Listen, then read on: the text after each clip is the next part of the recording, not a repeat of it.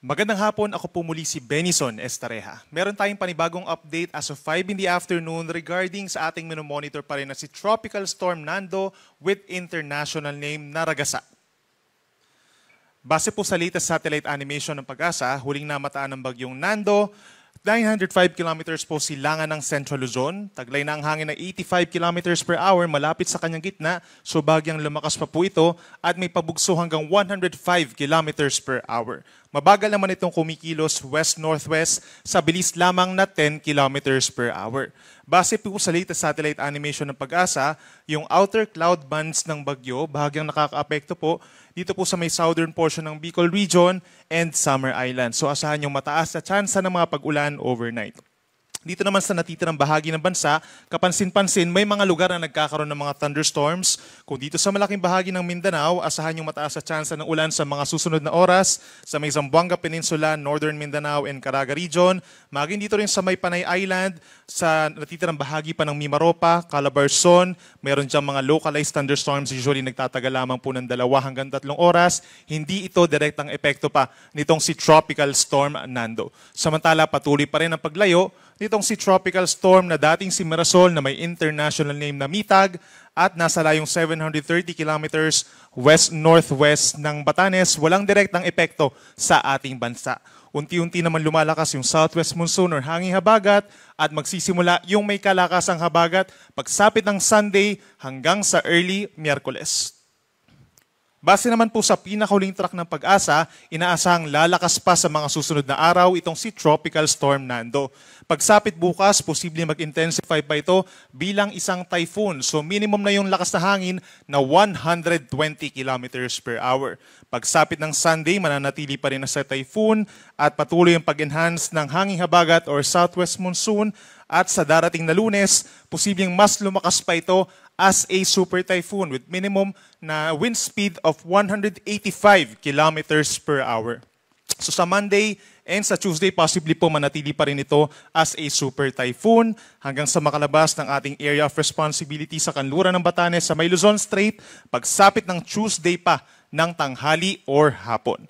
Kung pagbabasihan naman natin yung lawak nitong si Bagyong Nando, 400 kilometers yung radius or 800 kilometers yung kabuang diametro po nito. So ibig sabihin, paglapit pa lamang, pagsapit ng early Monday, dito sa may extreme northern Luzon, ay nahagip na po ng mga hangin at malakas na ulan itong Cagayan Valley at yung northern portion of Aurora. Ito yung mga kauna-unahang magkakaroon ng mga wind signals. No? Then pagsapit po ng Monday afternoon, ay malaking bahagi na po ng northern Luzon and even parts of central Luzon na magkakaroon ng direktang epekto nitong si Bagyong Nando kung pagbabasihan natin yung 400 kilometers na radius. At ito rin time, pagsapit ng Monday ng gabi kung saan pinakamalapit sa may Metro Manila ang sentro nitong si Bagyong Nando. Isa pa dyan, we have to take note po no, na hindi lang isang point. We don't have to focus po dito sa may extreme northern Luzon dahil ito po ay landfall point lamang po or yung reference point natin regarding sa distansya po ng bagyo. Malawak po ito, so yung mga areas po dito sa may northern Luzon, Cagayan Valley, Cordillera Region, Ilocos Region, and most of central Luzon ay merong direct effect po talaga ng malakas na hangin at ulan sa mga susunod na araw itong si Bagyong Nando. Nandiyan din yung tinatawag po natin na cone of probability. Ito yung area kung saan posibleng bumaba ng bahagya o umangat na bahagya yung sentro nitong si Bagyong Nando. So the moment na bahagya itong bumaba, posibleng mas dumami pa yung lugar na magkakaroon ng mga wind signals dito sa may Central Luzon or even sa may Polillo Islands and Rizal. So lagi pong tumutok sa ating mga updates. As a review, posible siyang maging typhoon po pagsapit ng Sabado or bukas.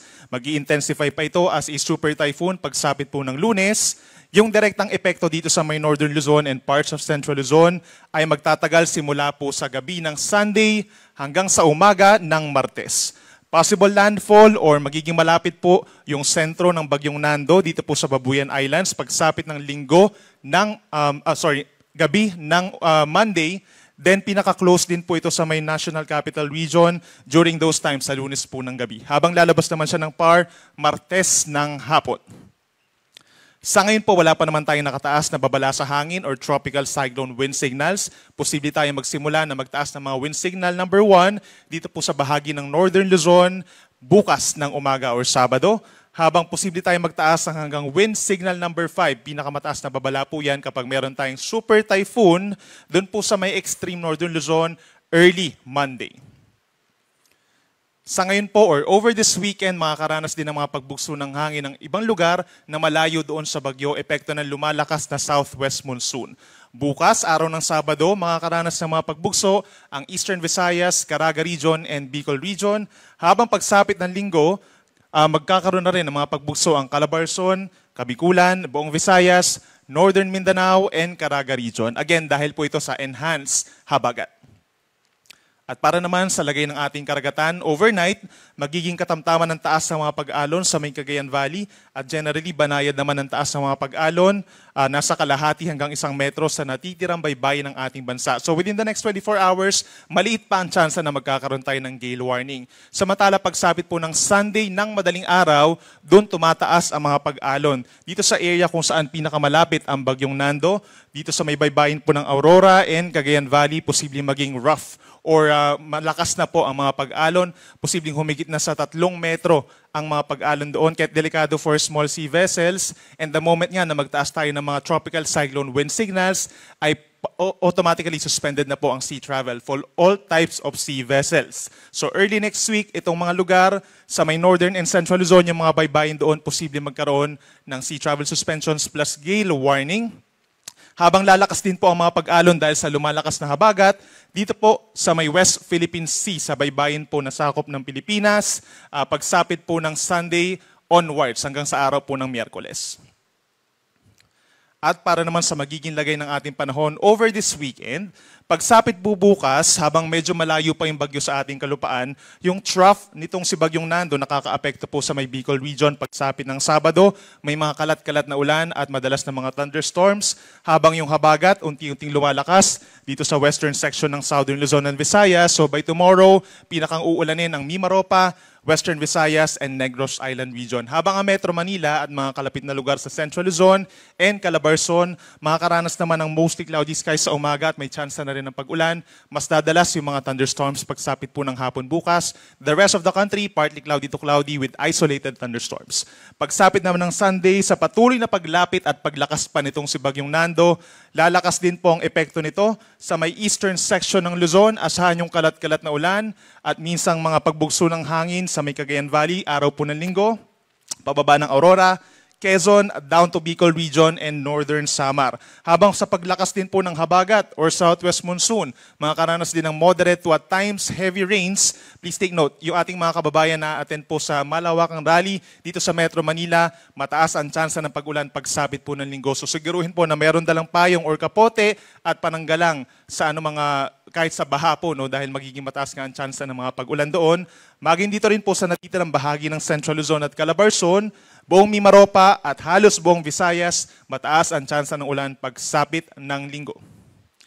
At yan muna ang latest mula dito sa Weather Forecasting Center ng DOST Pagasa, yung susunod na update natin regarding kay Bagyong Nando, mamaya pong 11:00 ng gabi. Ako muli si Benison Estareja, mag-ingat po tayo.